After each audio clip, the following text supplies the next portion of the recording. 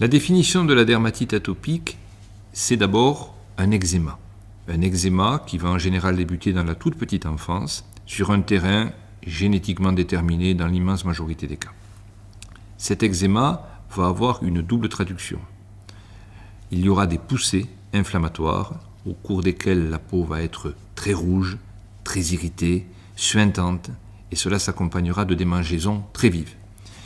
Et ensuite, entre ces poussées, il y aura des phases de rémission pendant lesquelles on notera surtout une peau sèche, voire même très sèche, et cette sécheresse de niveau pathologique, les dermatologues l'appellent une xérose. Les mécanismes de la dermatite atopique sont très complexes, mais on peut retenir schématiquement qu'il y a des altérations de la barrière épidermique, c'est-à-dire de la surface de la peau, celle qui est en contact avec le milieu extérieur. Ces altérations, elles portent sur la composition de cette barrière elle-même. Il manque des corps gras, il manque des lipides qui sont insuffisamment synthétisés.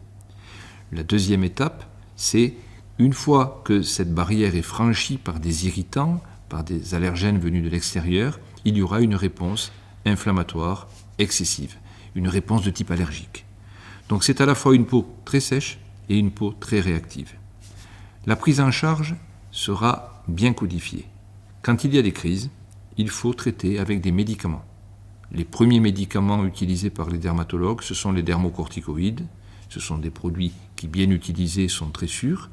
Ils doivent être prescrits à bon escient uniquement pendant ces phases de poussée. Il y a d'autres alternatives dans des cas bien précis.